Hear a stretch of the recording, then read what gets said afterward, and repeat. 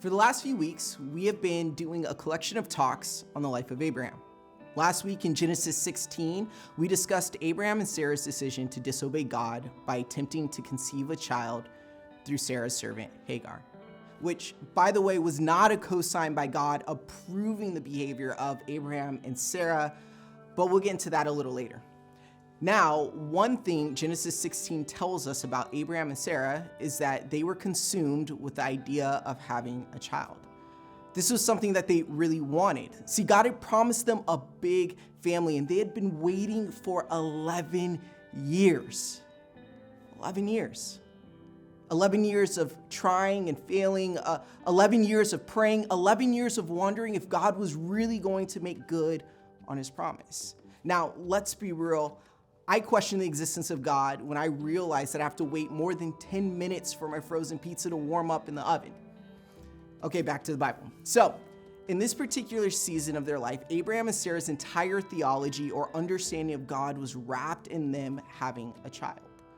Today, I want us to unpack this idea on the dangers of having a self-centered understanding of God, or an understanding of God that's wrapped in only what he can do for you. My junior year of high school, my church had put on a worship night, and guys, it was amazing. I'd never felt so close to God during a worship set. It was unreal.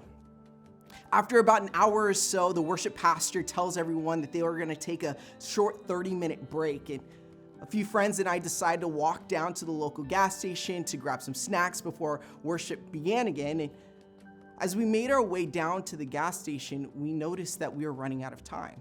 But we figured if the line was short, we would still be able to make it back in time to find prime seats for worship.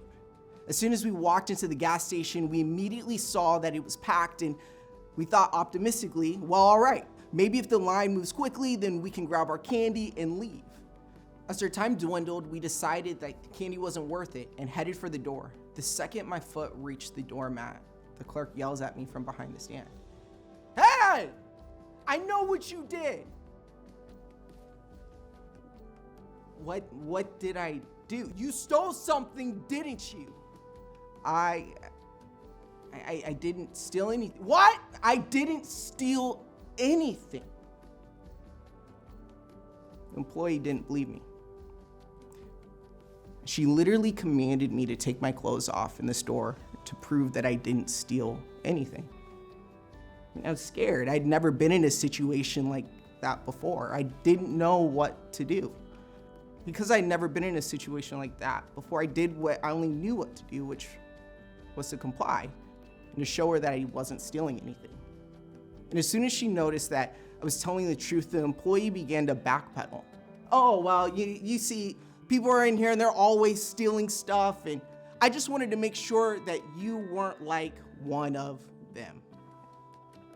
Now, if you've faced abuse or any situation like this, let me just say I'm sorry. And just as unhappy as you are about that experience you had, so is God not okay with that. Going back to my gas station experience, I was embarrassed. And I felt less than everyone else in the room. My friends were shocked, and to be honest, the rest of that worship night just wasn't the same. It's interesting to see the damage that can be made when the focus is on things instead of people. When the employee was so obsessed with protecting the store's merchandise, she failed to see how her actions could be damaging to the person across the room from her. It's also interesting to see the damage that Abraham and Sarah caused when they made their decision or their entire understanding of God to be all about what he can do for them. Again, the dangers of a self-centered understanding of God. See, years later, looking back at this situation, I realized I experienced a type of oppression. In-Pocket Dictionary of Ethics describes oppression as the following: the use of force, coercion, or authority to constrain the freedom of another, the subjection of a person or group of people to injustice or tyranny. Oppression generally involves the violation of the rights of others, whether in the form of exploitation or the denial of justice. And it may be understood in contrast to both freedom and social justice. What does this have to do with Abraham, Sarah, and Hagar? Abraham and Sarah suffered from a self-centered understanding of God. I mean, look at the hurt caused by their decision. Look at what they did to Hagar. Abraham and Sarah were so obsessed with having a child, so consumed with what God had promised them that it took them to dangerous places. Let's read how they got there in Genesis 16, verses 4 through 16. This is what it says. So Abraham had sexual relations with Hagar, and she became pregnant. But when Hagar knew she was pregnant, she began to treat her mistress, Sarah, with contempt. Then Sarah said to Abraham, "This is all your fault. I put my servant into your arms, but now that she's pregnant, she treats me with contempt. The Lord will show who's wrong, you or me." Now let's stop right there. It's important to note that Hagar was not completely in the right. As her relationship began to change with Abraham and Sarah, she didn't handle everything appropriately. Sarah and Abraham's twisted plan to have a child by manipulating Hagar shows immediate consequences as their relationship with Hagar begins to change. See, Abraham and Sarah's self-centered understanding of God has now impacted someone else's life, Hagar. Hagar is no longer just a maid or no longer just a servant, but now is also the mother of Abraham's firstborn child.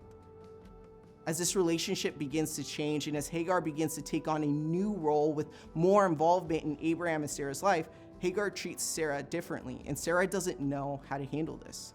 This is all new territory for everyone. Let's continue reading.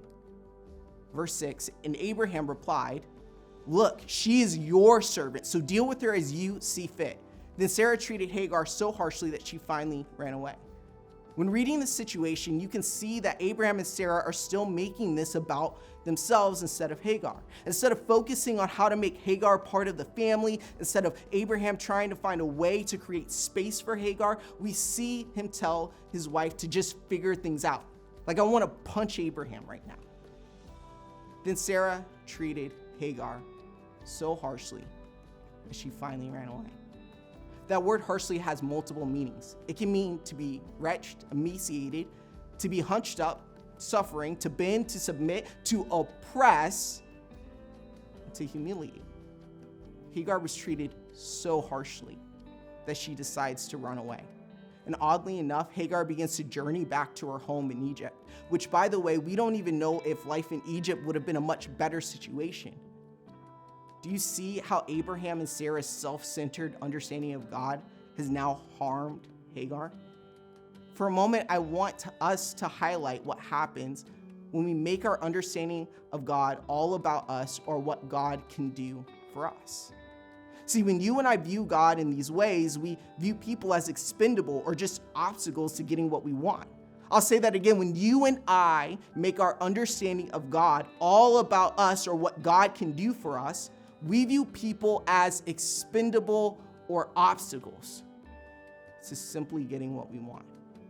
For Abraham and Sarah, things would have been much easier if Hagar just gave them her child and went back to her old position as the servant. However, they made one miscalculation.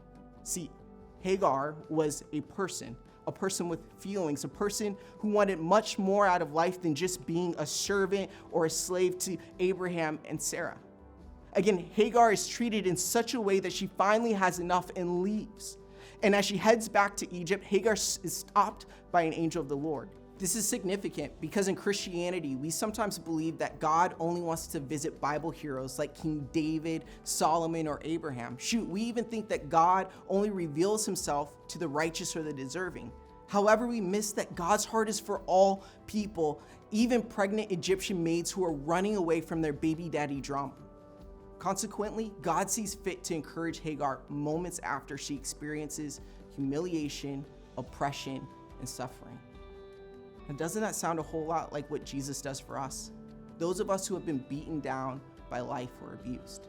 Some Bible teachers believe that the angel of the Lord who visited Hagar was a pre-incarnate Jesus. That is, adult version of pre-Christmas nativity scene Jesus.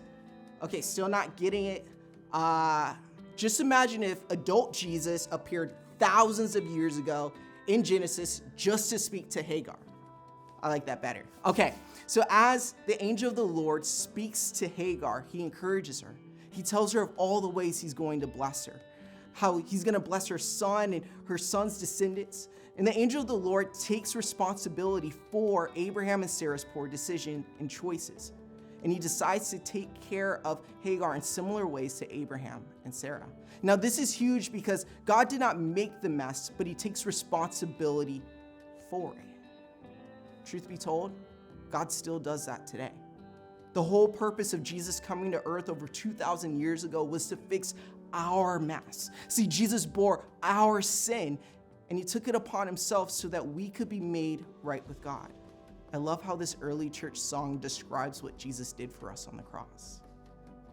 Have this attitude in yourselves, which was also in Christ Jesus, who he existed in the form of God, yet did not regard equality with God a thing to be grasped, but emptied himself, taking the form of a bondservant and being made in the likeness of men.